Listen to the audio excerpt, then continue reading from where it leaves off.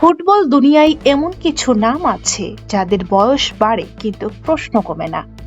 আর সেই তালিকায় একেবারেই শীর্ষে একটাই নাম বারবার ফিরে আসে, আর তা হলো লিওনেল অ্যান্ড্রেস মেসি।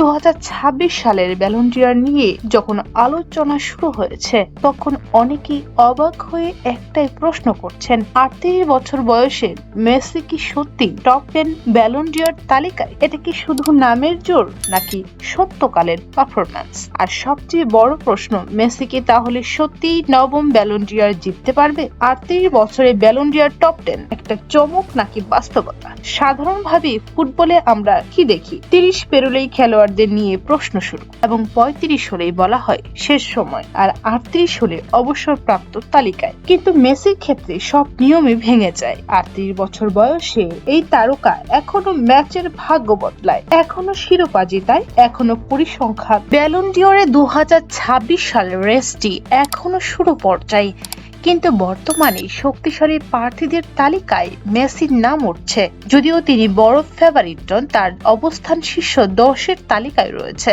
মেট্রো স্টারদের মাঝে অন্যতম ভাবা হচ্ছেও তাকে। মেসির আরেকটি ব্যালন ডি'অর জয়ের সবচেয়ে বড় ফ্যাক্টর হবে বিশ্বকাপ 2026-এ অসাধারণ পারফরম্যান্স দেখানো। তবে 2022 সালের বিশ্বকাপ জয়ের তিনি 8ম ব্যালন ডি'অর জিতেছিলেন, তাই আবারও সাফল্য পেলে তার নবম ব্যালন ডি'অরের রাস্তাকে শক্ত করা সম্ভব।